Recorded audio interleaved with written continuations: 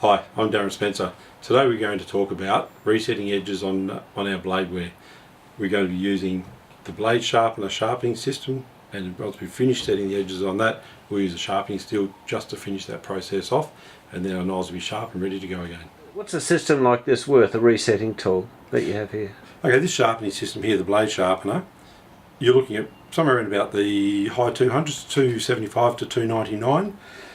The features with this particular one here is once the actual knife has been put into the actual blade system here, as you're sharpening, you can spin the blade over.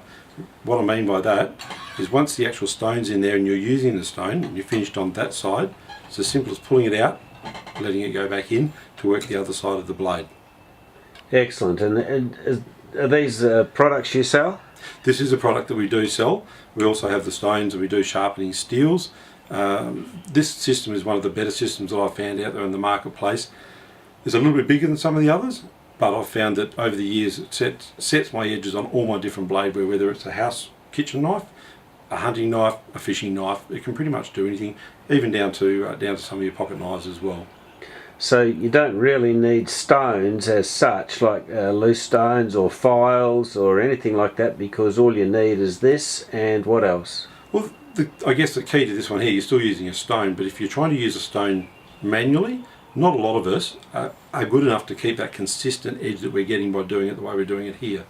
So a system is the best way to reset an actual edge, and then a steel will keep it touched up to keep it sharp as you're going. Yep. And of course everybody's got a lot of knives around the house, so you think, why would you spend that sort of money on one knife? But in reality, there are knives everywhere in the house, aren't there? Most of us have got a lot more knives than we actually realise when you start doing a count of your knives in the back of the vehicle if you're using them for your camping environment, in your tucker box, through to your kitchen knives, as I said, fishing knives, and even down to things like chisels, scrapers. There's quite a few different products you can run through here, your machetes. Scissors. Yeah. Excellent. Excellent. Well, let's get into it.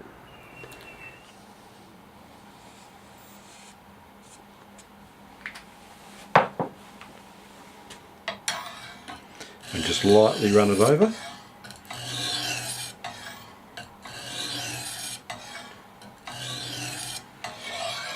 Check that angle. Make sure that we're happy.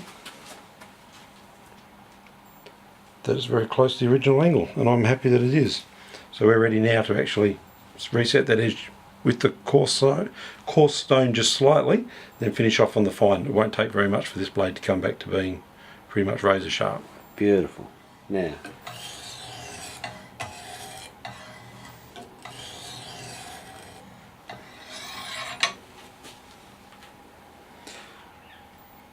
I believe that angle is about perfect. so you've put the texture on the blade, along the blade, so that when you run the stone over it, you can actually tell if the angle's right and if you've got the right angle to clean that blade off according to the original angle. Set bevel, exactly. That's what we're trying to do, is make sure we've got the knife as close to the original. So once we actually start, it's not going to take too much actual steel off of the blade, because we don't want to falsely wear the blade as such. Yeah. And we maintain that angle that's already on the blade. Beautiful. Let's move on.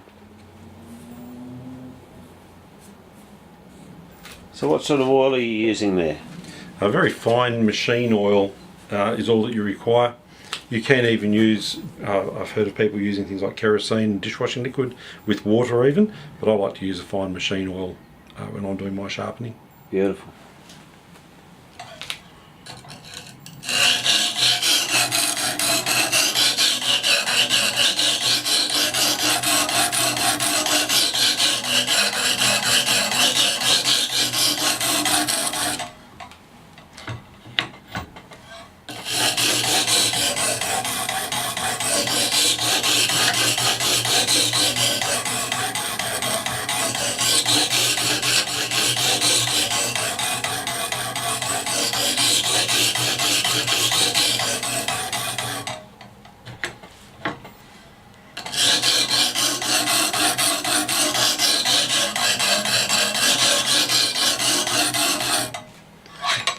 Have a quick look at that edge and see what it's looking like.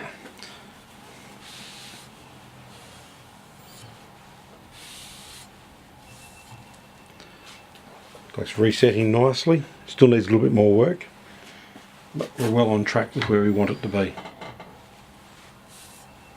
You can see that nice silver finish there, which means we're on the same angle we had before. Yep.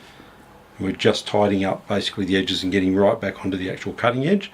Once we're satisfied we're there, we'll go on to the fine part of the stone, and then we'll just finish that off and bring it back to its original edge. Going forward this time, and as we're going forward, you'll be able to see that you've got the actual definitive edge of the actual cutting part of the blade now starting to show up as we wipe the oil off. And going forward now, we're making sure we're not creating a bevel. We're getting rid of any of the bevels, ready to go onto the fine side. Okay. Now that we've reset our edges, what we'll do is we'll just finish it off with a steel, remembering a steel's not going to sharpen the knife so much as just finish it off. It's all about making sure you keep your angle quite consistent. I'll show you something in a moment that helps me do it the way I like to do it. That's pretty much all we need to do, and that edge now is very sharp, ready to go out on another adventure. The little trick I was just mentioning, and I do this with any of the blades, is basically as I put my thumb evenly across the back of the actual blade, my thumb as it touches the steel gives me an angle, and although as I come off I'll lose that touch, however I've reset it from the start and I'm just keeping consistent. Same when I come on the other side, I get that angle as I come off. So it's just a little trick that I do, and that gives you, again, I'm not sure exactly what that angle is, but it'll be somewhere in that low to mid 20s. That nice, ready to go.